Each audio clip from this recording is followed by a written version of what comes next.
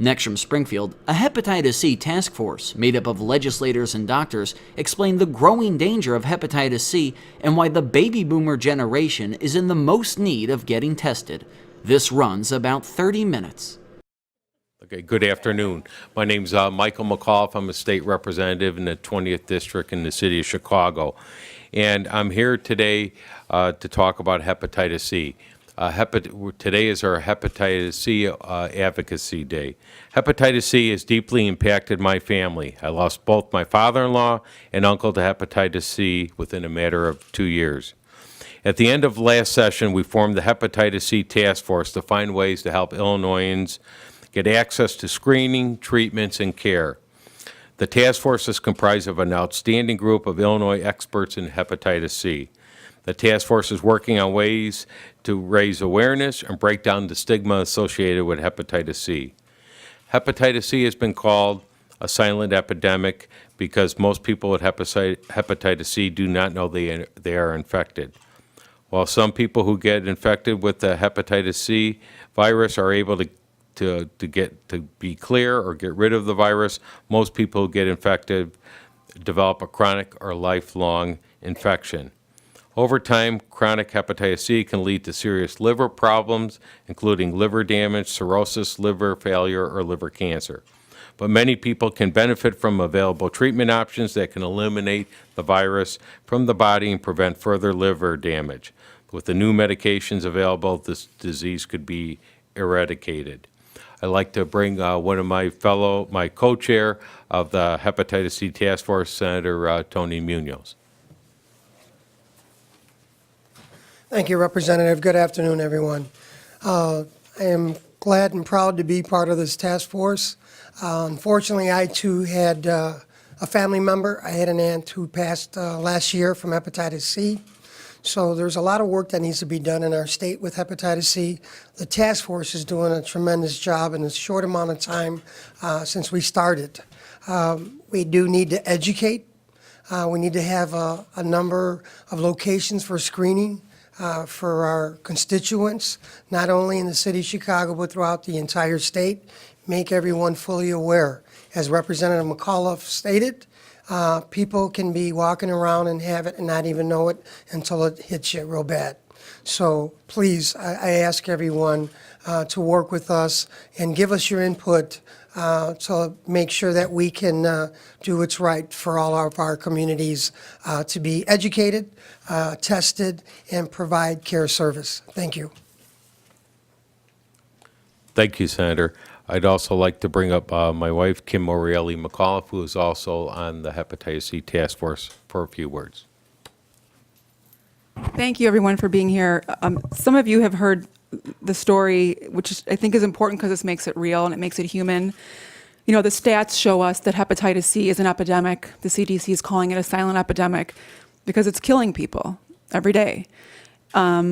And without the stories of the families that it impacts, I think we're really doing it a disservice. So my role today is to tell you a little bit about my family's journey and to encourage other people who are affected by hepatitis C to come out and tell us their stories. Because as much as I'd like to talk to you all, I'm probably going to get boring after a while. So, and we know the people are out there. We just need them to come forward and talk to us about how this is impacting them. But my dad's name was Ross. He died 2 years ago. He was 61 years old. And he knew he had hepatitis C about 10 years before he was diagnosed. But the fact that there was not the proper screening and he really didn't do anything about it is what ended up killing him. The doctors told us this was not unique. And my dad was at Northwestern and the care there was unbelievable. And one of the doctors told my brother, I wish I could tell you that this is something that is rare, but the fact of the matter is I have men coming in here in their early 60s with families that love them and support them all the time, and it's too late because they have hepatitis C in their body for decades and there was no treatment. So that got us talking, and my husband decided that we should probably start a task force because it impacted our family twice in 2 years, and we figured we couldn't be the only ones that this was impacting this way. So I think one of the most important things that we can do is talk about the risk factors and make sure that everybody out there who is in one of the risk categories knows that they're in those risk categories. So that's all baby boomers need to get screened. That's a lot of people. But the fact is the CDC is recommending that every baby boomer out there get screened for hepatitis C.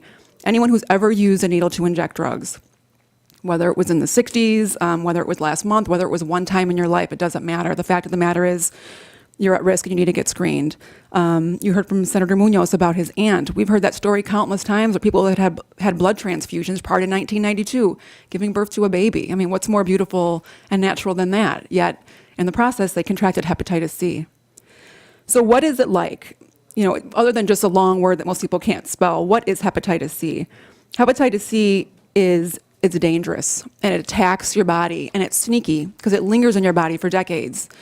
In my dad's case, we found out that he had hepatitis C. There was no monitoring, and then it was too late. It had already spread into cancer. He ended up dying from liver failure. So hepatitis C is something that starts in your liver, and then it literally attacks the rest of your body. So it's liver failure, it's kidney failure, it's disorientation, it's confusion, it's endless hospital visits, it's being restrained in your hospital bed because you're so delusional, disoriented from the imbalance in your body because your liver's not filtering all the toxins that you're not yourself.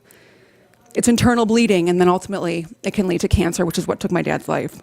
So there's an effect on the patient, clearly, and then there's an effect on the family because it's hard to live knowing that if things could have been different, he could still be alive.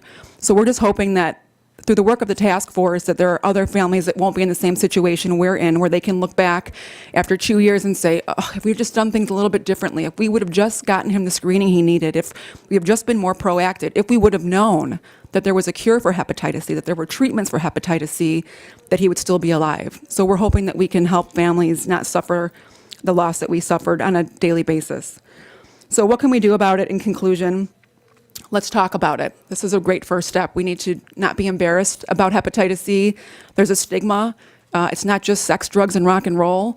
And if it is, you know what? It is what it is. Let's move on and talk about solutions. So it's making sure that people that are in the at-risk groups know they're in the at-risk groups. Policymakers, what can policymakers do? Change policy to create more awareness, to make care and coverage more affordable and accessible. It doesn't do us any good if we tell everybody about it and you know you're infected and you have nowhere to go for treatment. So we really need to make sure that we're on the front line giving people the tools they need to seek the treatment and the screening that they need and deserve.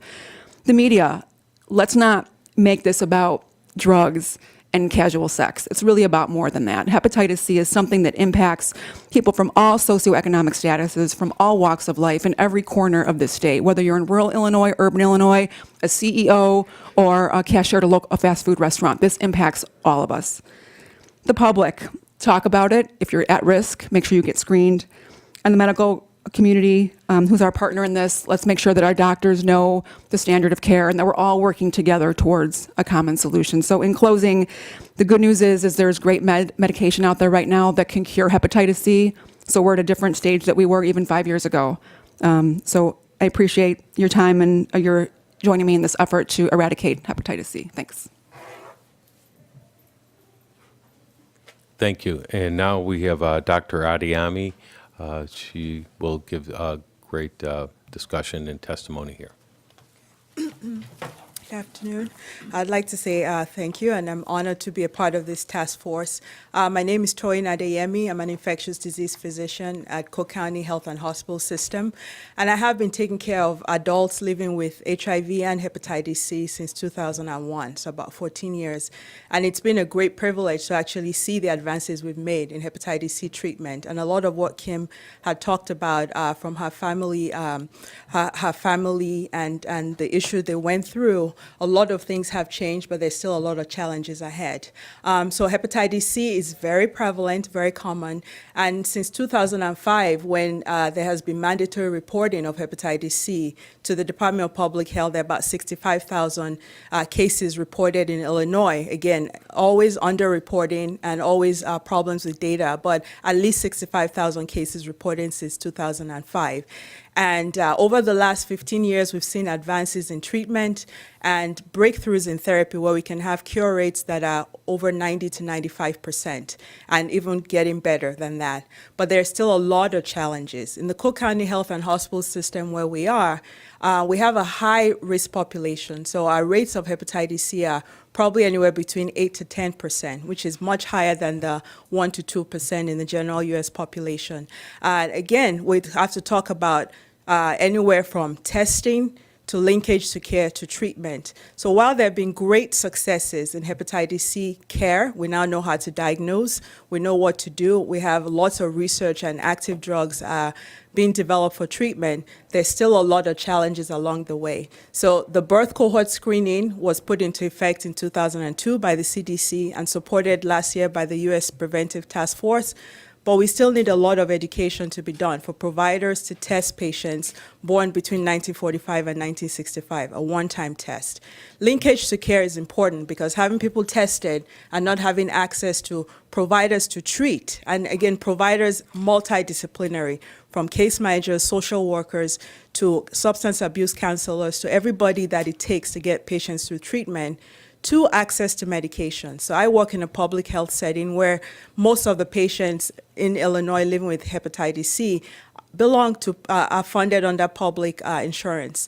The medications as available now with high cure rates, very expensive. And so right now, as providers, we're having to prioritize treatment to patients with very advanced liver disease. We know that the benefits of treatment are great at any stage of disease, and obviously better to pick people up early and to treat them early before they develop really serious complications of liver disease. But with the state of current medication costs, we're triaging patients and going with the most advanced cases at this point. So, as a provider, what I would like to say is we need to get away from the stigma, and Kim eloquently elaborated on that. We need to test people based on risk groups that were already identified from before. In addition to the age group testing, we need to destigmatize hepatitis C. We need to provide linkage to care. We need to educate the public. We need to educate patients and providers. We also need to educate providers about standards of care with hepatitis C therapies. And we need to have continued advocacy for funding for the Department of Public Health to actually gather data so we can actually present from Illinois how we're doing, make this the state that actually is on the forefront of hepatitis C eradication. We have a virus that we can actually eradicate. There are very few things in medicine we can. Herpes we can, HIV we can't right now, hepatitis B we can't. Mono, you have it, stays forever. Chickenpox. This is a virus that we can actually eradicate and cure. So we need to put all those things in place to get funding so we can actually have good data on our demographics, support the public health department, city and state. We need to provide education to the public and to patients and providers. And we need to continually advocate for drug pricing and drug costs so we can actually treat people. Because the last thing we want to do is get the momentum going and getting patients on board asking about testing, getting their providers doing the right thing, and then saying, yes, you have Hep C, but we can't get you treatment. That loses the whole steam of the thing. So I'm honored to be part of this task force, and I look forward to a very exciting time in hepatitis C. Thank you. Thank you. We're also joined here today. We have a representative from the Liver Foundation and also Jill Wolf from Caring Ambassadors. Would any of the other members of the task force like to speak or make a comment? Otherwise, at this time, if you have any questions, we'd be happy to answer them. Doctor, at what point can you begin and eradicate hepatitis C, and how long after you've had it is it maybe too late?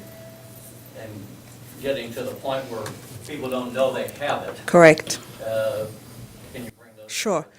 So it's estimated by the CDC that 75% of adults who have hepatitis C don't even know that they have hepatitis C. So we still have a lot of work to be done. What we know from what we have available is that the vast majority of adults who have hepatitis C are in that birth cohort born 1945 to 65. So having that one-time mandatory testing, or at least testing in that age group, will increase the number of people who are aware. There's another epidemic going on right now in younger adults, which no one's really talking about much, but younger adults under the age of 20, so teenagers really, with another epidemic of acute hepatitis C from injection drug use. But the CDC right now is recommending, in addition to high-risk group testing, to do the one-time birth cohort testing.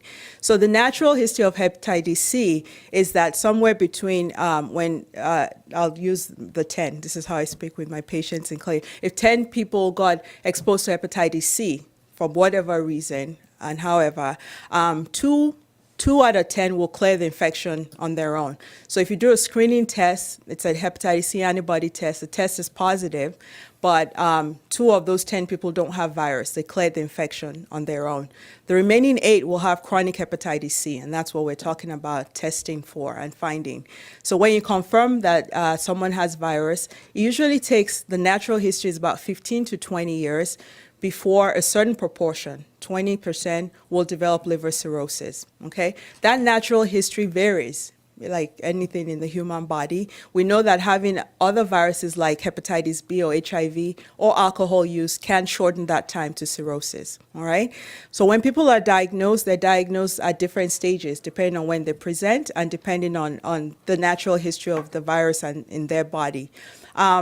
In the past, with interferon-based therapy, which is what we had until late last year, when people had advanced cirrhosis or they already had what we call a decompensated liver, so much scar tissue that the liver function is now compromised, we were unable to treat at that point. So people were diagnosed at that point. They were in excellent tertiary facilities, and the only options were transplants, because at that point, the interferon therapy was actually more harmful in that stage because the liver was already decompensated.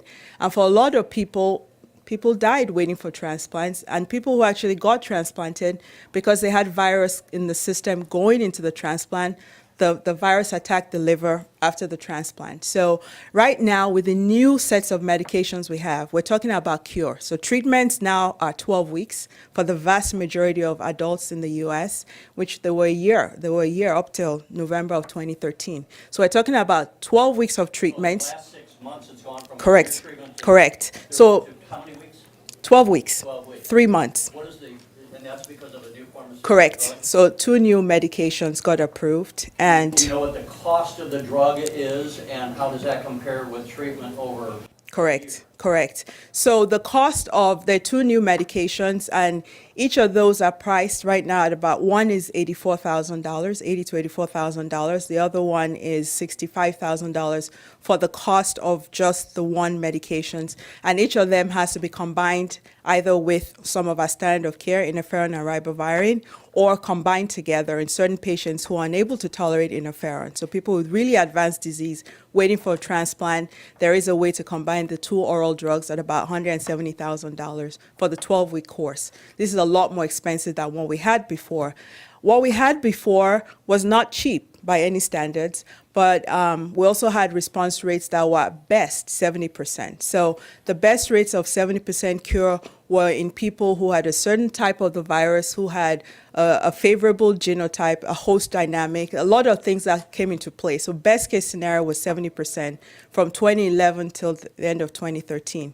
Prior to that, it was 40-50%, which was a challenge with treating people with very toxic medications, lots of side effects, and having a 50% chance of cure after doing everything you had to do as a patient. It was hard to actually tell people this wasn't working. So we're now at the era where the treatments are much better, shorter, easier to take, very well tolerated, and a lot more expensive. But the goal is to be able to then cure people with a shorter duration of time and actually eventually eradicate the virus. And with much higher cure rates, able to use even with people who are on a transplant list. So we never could treat hepatitis C once people were on a transplant list. We would try to transplant and try to treat after the transplant, and it was hard to tolerate interferon post-transplant. So now we're at the point that even on the transplant list, you can clear the virus and hope that when you transplant the organ, you don't actually have recurrence of the virus. Why are the baby boom generation targeted? Because for 2 reasons. One is that when we look at the number of cases of hepatitis C reported in the country, that is the largest age group. So more than 50%, about 2/3 of the hepatitis C cases in the U.S. fall into that age group. And so there's, in terms of bang for buck, if you were going to do population screening, when you take away the risk-based testing, which has always been there for dialysis, HIV patients, injection drug use, that is another group where you have a high prevalence. And in places where they've looked at testing in that birth cohort, they've had anywhere of the order of 15 to 20% in certain populations in that age group. So when you look at the average U.S. Prevalence of 1 to maybe 2%, when you look in that birth cohort, a much higher rate. And a lot had to do with blood transfusions before we were screening, brief drug use, sexual transmission. We didn't know anything about the virus. We weren't screening blood for it till the 80s.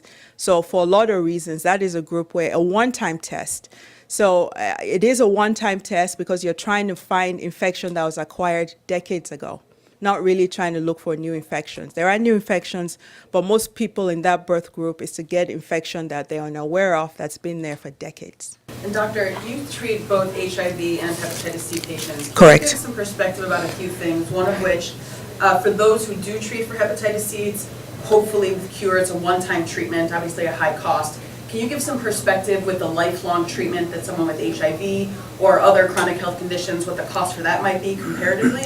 And also, can you speak to, I'll let you speak to that first. Okay. So again, like I said, I treat both. And so this is actually one of those viruses that you can actually have a start and an end date. We do have to remember that education is also part of this process, not just before treatment and during treatment, but after. So curing this virus and eradicating this virus, hepatitis C, does not prevent reinfection. And there are already reports of reinfection. So it's not a cure that provides lifelong immunity. So if people need to be educated about reinfection. So yeah, it's a one-time upfront cost. It is expensive, but if you can talk about eradication from a public health perspective, so preventing new infections, and from preventing, when they look at costs of patients with end-stage liver disease, the vast majority of costs occur in the last 60 days of life, because a lot of that is in hospital with a lot of procedures happening and long lengths of stays hospitalized versus outpatient treatment. So it's upfront costs, but again, the long-term benefit of treating people at different stages of disease before end-stage liver disease and need for transplant, or even treating liver cancer, is obviously a cost-effective strategy. And HIV medications, right now, our goal, we've had patients suppressed for decades, and they're living long, happy lives with HIV, but there is not an endpoint right now. There are vaccine trials going on, but nothing that has allowed us to be able to stop HIV therapy. So again, upfront costs and right upfront costs, but long-term definitely cost-effective to treat people. Just to follow up on that. Where is the incidence within Illinois of the cases? I mean, is it equally spread out? Is it No. concentrated? And how does Illinois compare with other states as far as the incidence of hepatitis? Okay, so 65,000 is what's been reported to Department of Public Health, and the vast majority, again, 65%. I got some of this data from my 65,000 cases reported. Chronic hepatitis C reported. Again, reporting. That's kind of what it is. Most of those cases come from Chicago, but they're distributed all along across the state of Illinois. From our colleagues at Department of Public Health, 2/3 of those patients are between the ages of 46 and 60. So that's kind of tracking with what we know is happening nationally. And these are reported cases. Now, one of the limitations of some of the data are that they're lab-based reporting. So they're reported directly to the Department of Public Health from lab data from different settings, clinics, hospitals. And a lot of the lab requests, if you've had labs done, you realize have name, so the names that they're de-identified, so obviously names are removed, but they have the age and the sex. So a lot of times our Department of Public Health has limitations in actually providing data on demographics, what are the race ethnicities of the cases, because a lot of it is lab-based reporting. So it's talking about advocating for funding to actually support our public health departments to actually get better data, so we can actually look at data across the country. And I know that other states, New York is very proactive about getting stuff done with hepatitis C. A lot of places are just starting to kind of get their numbers out there. Is there any screening for people coming into the country? So there's screening for hepatitis B, because hepatitis B is very prevalent in Africa and Asia. Africa and Asia are very high endemic regions of the world. So as part of immigration testing, there is screening for hepatitis B. I'm not aware of mandatory hepatitis C testing, but I'm not sure on that one. Mandatory hepatitis C test? In your opinion as a physician? It makes sense. I mean, it makes sense, but the problem and what we always have to think about is we also need to, as we're doing these things, especially when people are coming from high prevalence parts of the world, and hepatitis C is highly prevalent all over the world, not just in the United States. So U.S. actually has one of the lower prevalence places, 1.72%. There are parts of the world where they have much higher rates of hepatitis C. Whole countries where 30% of the country is hepatitis C positive in parts of North Africa. So when people are tested, we always have to think about when you test, you will find, and put plans in place to follow through. And that's one of the issues with testing. We have to know that when you test, you will find, and we have to put processes in place to make sure that we follow through with treatment. Dr. Adeyemi, as a follow-up to my last question, and knowing that there's so much about drugs going on, can you speak to the process through which, from screening and identification to treatment, should everybody be treated? What should be done, and is everyone needing this cost of this expensive drug right now? Okay, so from a medical standpoint, we know that when you have hepatitis C and you have liver fibrosis, that eradication is a good thing because there are effects of hepatitis C outside of the liver. So we always think about the liver cirrhosis, liver decompensation, and cancer as those are the outcomes we want to prevent with treatment, but there are also a whole bunch of things associated with having chronic hepatitis C. So if the costs were cheap, we would test and treat. That would be the best way to talk about eradication of any illness, is find everybody who has that illness, target them, treat them, and prevent ongoing transmission. But then reality check, here we are, 2014. We've gotten a lot of advances in therapy. And so what is happening is from when a patient is diagnosed, there are things that have to be in place. And I talked about the team approach. You have to make sure that you talk about education about what it means, a lot of education, a lot of case management for people who may have substance abuse disorders, active alcohol use. So, you need to counsel on alcohol abstinence. You need to refer people to treatment programs if that would help. Because we like to tell our patients, treating hepatitis C, if you have ongoing alcohol abuse, alcoholic cirrhosis and hepatitis C are the top two reasons why people get transplanted. So eradicating a virus and not talking about alcohol is not doing the patient any service. So, and knowing that up till this year, really interferon-based therapy was hard to tolerate for many patients. They said no, even if when they needed to be treated. A lot of education was done to keep the liver healthy while you wait.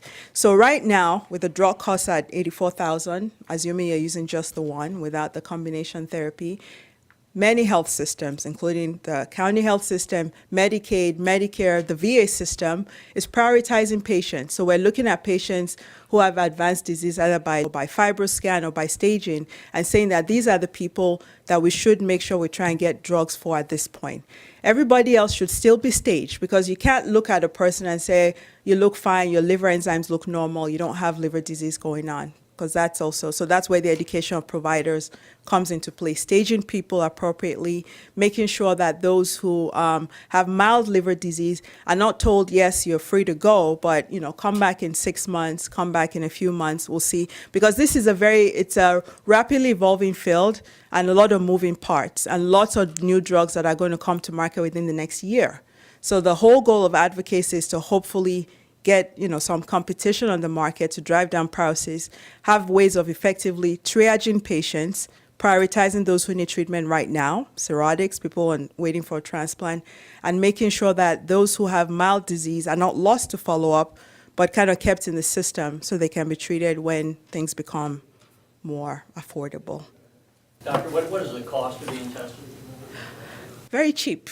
So the antibody test is about $7 to $10 for the antibody test. So that's just a test that says you've been exposed to hepatitis C and your antibody is positive. So it doesn't tell us about the 2 out of 10 who've cleared and no longer have the virus versus the 8 out of 10 who have. So again, when the cost of testing is put in place, knowing that virus 80% of the time becomes chronic, we have to know that when we test 10 people, we're going to need to confirm and we're going to need to do the viral load testing and the genotype testing, and those cost a couple of $100s each.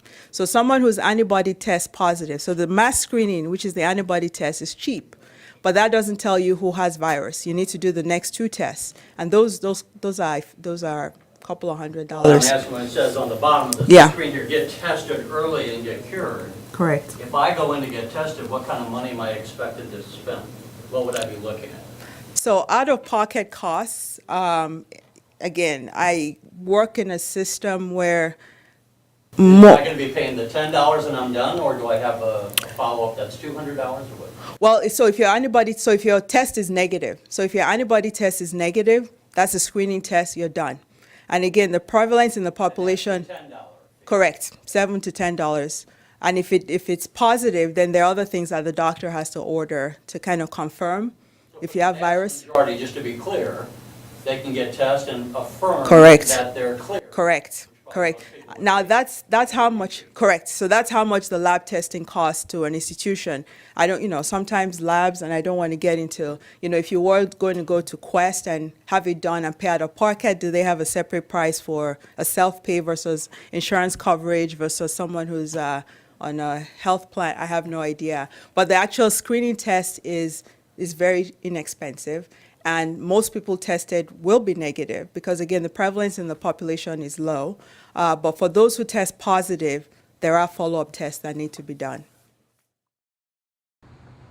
You're watching the Illinois Channel, an independent nonprofit corporation formed to provide gavel-to-gavel coverage of Illinois state government and other public affairs events taking place across Illinois.